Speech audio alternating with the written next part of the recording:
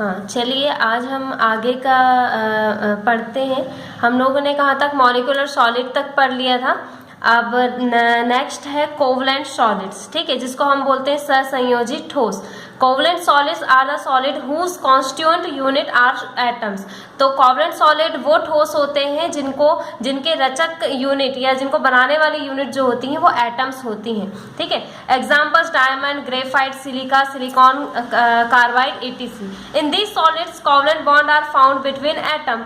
अगर ये covalent solid है तो जाहिर सी बात है कि इनके जो एटम्स हैं उनके बीच में कौन सा बॉन्ड होगा, कोवलेंट बॉन्ड, ठीक है। Due to covalent bonds these solids have giant interlocking structure. इनमें कोवलेंट बॉन्ड पाए जाने की वजह से इनका बहुत बड़ा स्ट्रक्चर होता है। इंटरलॉकिंग यानी एक दूसरे से लॉक होते हैं और बहुत बड़ा स्ट्रक्चर बनाते हैं। Hence these are also called network solid, इसलिए इनको हम नेटवर्क सॉलिड भी कहते हैं। जैसे हमने डायमंड का स्ट्रक्चर पिछली क्लास में देखे थे, एक मतलब इंटरलॉकिंग टाइप का स्ट्रक्चर बना होता है, ठीक है। इसके कैरेक्टर हैं, these are made of atom, ये एटम से मिलके बने होते हैं। Inter particle binding force is covalent bonding between their constant units. इनको बनाने वाली यूनिट्स के बीच में कौन सा फोर्स होता है, कोवलेंट बॉन्डिंग होती है। These are very hard and brittle, ये बहुत हार्ड और भंगुर होते हैं, ठीक है। Due to presence of network these solids have high melting and high boiling point. इनका नेटवर्क स्ट्रांग होने की वजह से इनमें मेल्टिंग और बॉइलिंग पॉइंट हाई होता है, क्योंकि एक दूसरे से ज़्यादा अच्छे से जुड़े होते हैं। इस वजह से इनके लिए ज़्यादा टेम्परेचर की ज़रूरत होती है।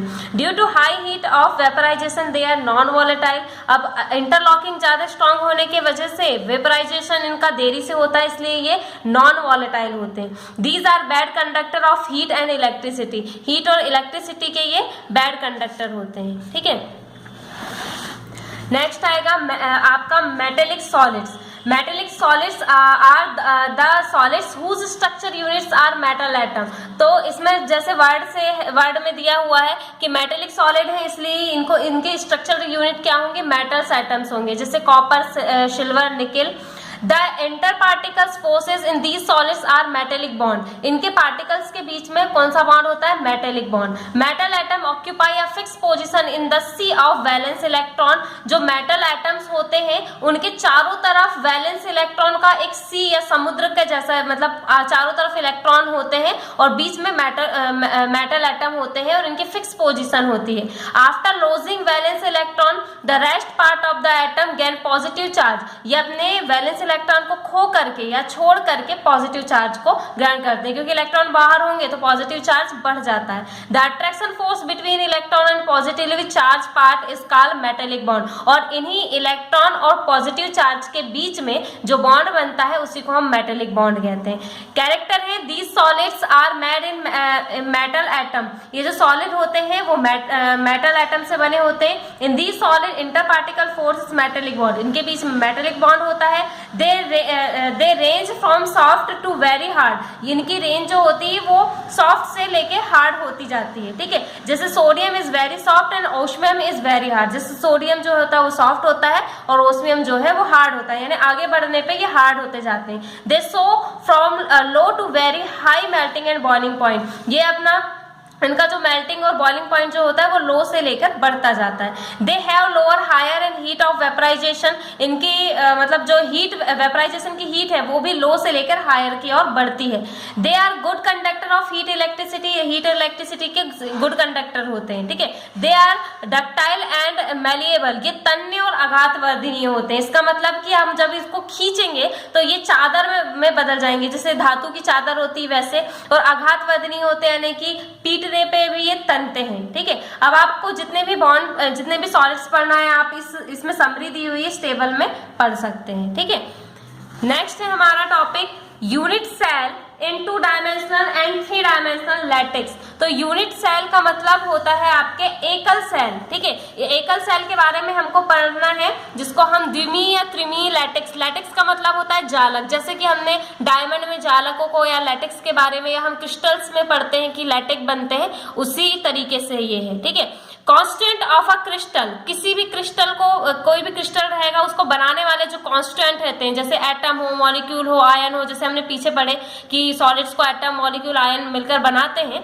तो ऐसे कोई भी जो क्रिस्टल होंगे, उनको बनाने वाले एटम, मॉलिक्यूल और आयन जो रहेंगे आर रिप्रेजेंटेड बाय पॉइंट्स, तो उसको हम पॉइंट से दिखाएंगे। जैसे ये है, देखिए जैसे कि मान लो कि कोई क्रिस्टल बना हुआ है, मान लो हमने ये क्रिस्टल है, अब ये क्रिस्टल बहुत से एटम्स या आयन से मिलके बना होगा, हजारों या लाखों जितने भी होंगे, तो उसको हम हर एक जो एटम या पार्टिकल जो होगा, कांस्टेंट यूनिट होगी, उसको हम इस तरीके से पॉइंट से दिखाएंगे। ठीक है, यानी कि हर एक जो पॉइंट होगा वो एक एटम या एक यूनिट या फिर एक पार्टिकल्स को दिखाएगा। ठीक है, तो these points are called lattice points. तो इस तरीके से हम जो इनको बनाने वाले अवयवों को जो पॉइंट्स से दिखाते हैं, उसी को हम लैटिक पॉइंट या फिर जालक बिंदु कहते हैं। ठीक है, space arrangement of crystal lattices constitute a defined geometry. जब हम इनको त्रिविम में, स्पेस अरेंजमेंट मतलब जब त्रिविम में इनकी जो व्यवस्था होती है इस क्रिस्टल लैटिक्स की, वो क्या होती है, एक निश्चित जियोमेट्री, एक निश्चित ज्यामिति दिखाती है। This geometry show by point scale space lattice और क्रिस्टल लैटिक्स। तो हम त्रिविम में जब जो हम इनकी जो ज्यामिति देखते हैं वो पॉइंट में दिखती है, और यही क्या कहलाती है, स्पेस लैटिक्स या क्रिस्टल लैटिक। लैटिक का मतलब है जालक और क्रिस्टल का मतलब तो आप जानते हैं। ठीक है, characteristics of space lattices are as given below. जब हम इनके जो हम लैटिक्स पढ़ रहे हैं, जब हम इनकी कैरेक्टर देखते हैं स्पेस में या फिर त्रिविम में, तो हमको क्या क्या दिखता है। Each point of space lattice is called lattice point और लैटिक साइड। तो हर एक पॉइंट, जैसे ये पॉइंट बने हुए हैं, ये जो पॉइंट है, ये हर एक पॉइंट हमको क्या दिखाता है, लैटिक साइड या लैटिक पॉइंट दिखाता है। ठीक है, every lattice point represents constituent of the crystal. और ये हर एक पॉइंट हमको क्या दिखाएगा कि ये जो क्रिस्टल जो बना है वो जिस भी आपके मतलब कॉन्स्टेंट से मिलकर जो भी इसके रचक अवयव हैं, ये उन कणों को दिखाता है या शो करता है। Lattice point collectively represented the geometry of lattices. तो ये क्या करते हैं, लैटिक पॉइंट जो है वो आपस में कलेक्ट होके लैटिक की ज्यामिति को दिखाते हैं। यानी जब हम इनको पूरे को अगर मिला दें तो एक निश्चित ज्यामिति दिखाएंगे जो किसी भी लैटिक की ज्यामिति को दिखाता है। ठीक है, अब यूनिट सेल क्या होता है, जिसको हम एकल सेल कहते हैं। A group of few lattice point of a space lattice so repetition. ये जो पॉइंट है ये लैटिक पॉइंट है। ठीक है, तो स्पेस में ये जो लैटिक पॉइंट होते हैं ये अपना एक ग्रुप बना लेते हैं। जैसे ये एक पूरा एक ग्रुप बना है, ठीक है, तो ये लैटिक अपना एक ग्रुप बनाएंगे और ये एक क्या करते हैं, कभी कभी रिपीटेशन दिखाते हैं, यानी अपने आप को रिपीट करते हैं, पुनरावृत्ति दिखाते हैं। The smallest repeatable group of lattice point is called a unit cell. इसी तरीके से स्पेस में ये जो लैटिक पॉइंट है इनका एक छोटा सा ग्रुप जो अपने आप को रिपीट करता है, रिपीटेशन दिखाता है, यही ग्रुप क्या कहलाता है, यूनिट सेल कहलाता है। ठीक है, therefore the smallest unit formed by the regular arrangement of constant unit in a crystal is called unit cell। इसलिए हम कह सकते हैं कि किसी भी क्रिस्टल के जो कांस्टेंट यूनिट्स होती हैं, उनको बनाने वाली जो यूनिट होती हैं, उनका एक रेगुलर अरेंजमेंट का जो ग्रुप होता है वही यूनिट सेल कहलाता है।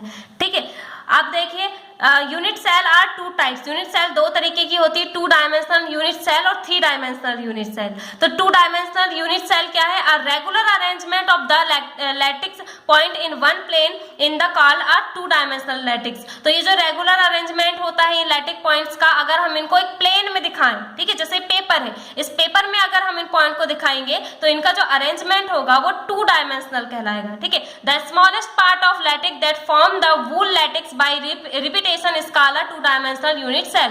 तो लैटिक पॉइंट का वो छोटा सा पार्ट जो कि पूरे के पूरे लैटिक को रिप्रेजेंट करता है वो कहलाता है आपका, और एक निश्चित स्पेस में मतलब एक प्लेन में प्रेजेंट कर रहा है वो कहलाता है 2 डायमेंशनल यूनिट सेल्स। तो आपको क्या करना है कि ये जो आपकी डेफिनेशन जो दी है वो आपको पढ़ लेनी है। ठीक है, 2 dimensional lattices and 2 dimensional unit cells are of 5 type. ये 5 तरीके की होती हैं। स्क्वायर, जो स्क्वायर में दिखेगी, पैरेललोग्राम, ठीक है, फिर है रेक्टेंगुलर, हेक्सागोनल और रोम्बिक। ठीक है, ये 5 तरीके की है। अगर आपको सिर्फ नाम भी याद है तो ठीक है।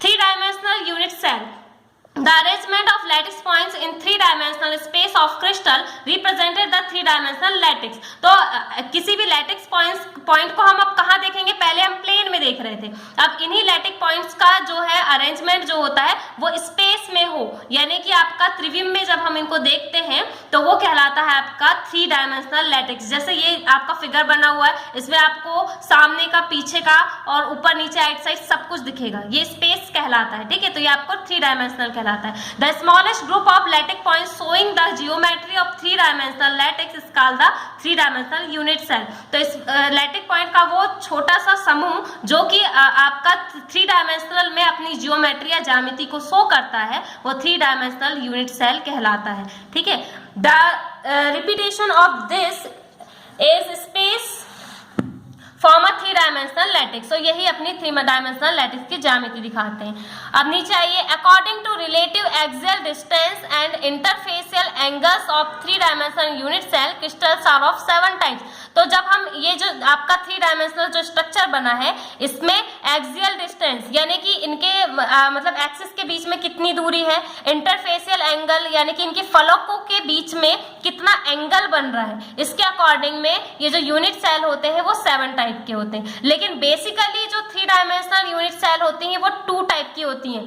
फर्स्ट है प्रिमिटिव यूनिट सेल, जिसको हम प्राथमिक सेल कहते हैं। This unit cell has lattice points only at the corner. इसमें जो लैटिक पॉइंट होंगे वो सिर्फ कॉर्नर में होंगे, जैसे 1.4 फिगर में दिया है आपका, जैसे कॉर्नर में आपके लैटिक पॉइंट दिए हुए हैं। जैसे सिंपल क्यूबिक यूनिट सेल इसका एग्जांपल है। अब हमने अब सेकंड आता है centre unit cell. This unit cell have lattice point at any 3 place in addition to the lattice points at the corner. इसमें क्या होता है कि कॉर्नर में लैटिक पॉइंट होने के साथ साथ उसके अलावा जो सेल है उसमें कहीं और दूसरी जगह भी आपको पॉइंट दिखे, तो आपका सेंटर्ड यूनिट सेल या केंद्रीय एकल सेल कहलाता है। और केंद्रीय एकल सेल को हम फिर से 3 टाइप्स में बांटते हैं। ठीक है, प्राइमिटिव तो आपका एक ही हो गया, लेकिन सेंटर्ड जो है वो आपका 3 और पार्ट में बटा है। पहला है body centre unit cell, first figure 1.4।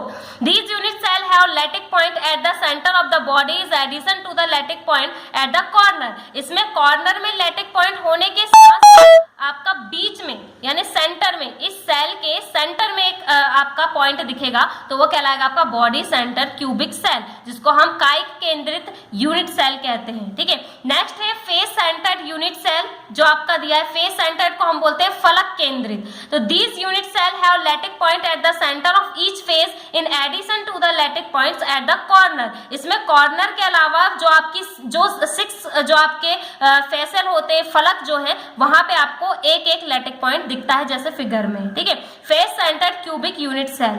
फिर है आपका एड सेंटर्ड यूनिट सेल, जिसको हम बोलते हैं अंतः केंद्रित unit cell. In this unit cell in addition to corner any 2 opposite faces also have lattice point at their centres. इसमें आपके कॉर्नर के साथ साथ इन आपके जो 8 कॉर्नर है, इनके साथ साथ 2 अपोजिट फेसेस में दिखेगा, यानी कि जैसे ये ऊपर एक फेस दिए, नीचे एक फेस दिए, तो ये दोनों एक दूसरे के अपोजिट हो गई। तो इन अपोजिट फेसेस में सेंटर में एक पॉइंट दिखे आपको, तो वो कहलाएगा एंड सेंटर्ड आपका यूनिट सेल कहलाता है। ठीक है।